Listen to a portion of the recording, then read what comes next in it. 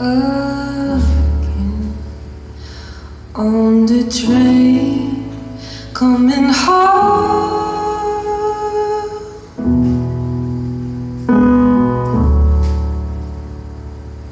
I'm gonna love you forever.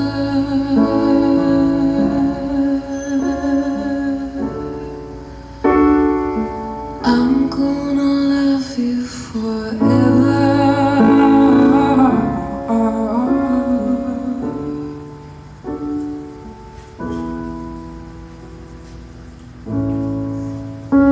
I don't think I ever really kissed any boys.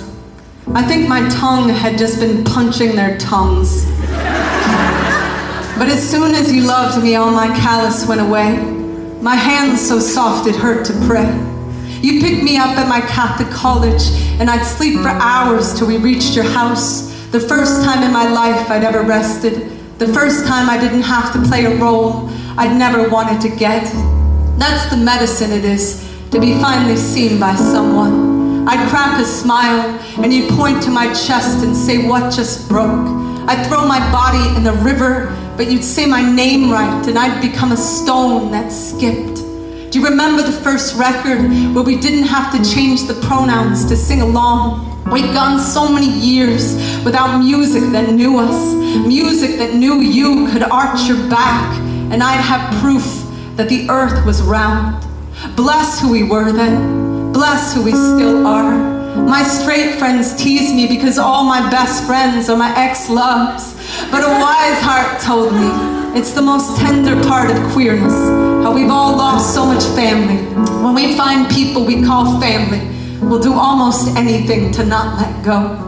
Thank goodness for that ice storm that trapped us in that cheap hotel where I drank an entire bottle of something awful and finally told you I'd loved you since we were 15, playing basketball under a streetlight beside the poorest part of the sea. The ice storm froze the world outside into a photograph of the past while I kneeled down and kissed my future onto your kneecaps. 2 decades talking to Jesus. That was the first time I heard him talk back. Months later, church bells ringing through my dorm room. I wrote my senior thesis about you and told no one how hard I was praying to stop hiding myself in metaphor, to one day have the courage to carve the truth into the chapel door. What else but holy were all those hours I spent picking out my outfit the night you took me to my first queer bar in Portland, Maine, the biggest city I had ever walked through. I was so excited and so scared that we'd be spotted or killed on our way inside. I sat in the parking lot forever till I changed my mind and you drove me home, mascara pouring down my brand new boy shirt. I never guessed there'd come a time, like the winter we traveled north to visit your mother. Asleep when we arrived after midnight, she lit our room with candles and rested a joint in the center of the bed.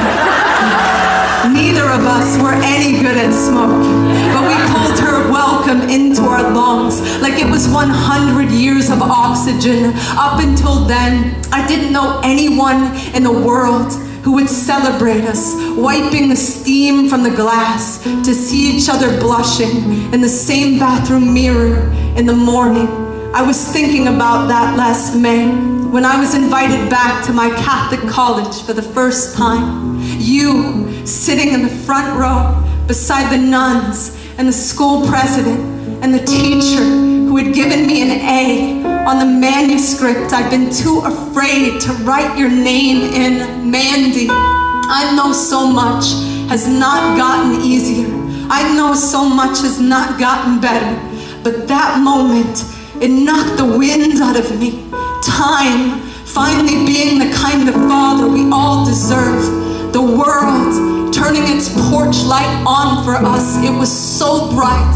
I could feel the freckles on my 15-year-old face warming in its glow. I could feel hope traveling back in time to find us, to whisper into our chests, there will be music for you one day.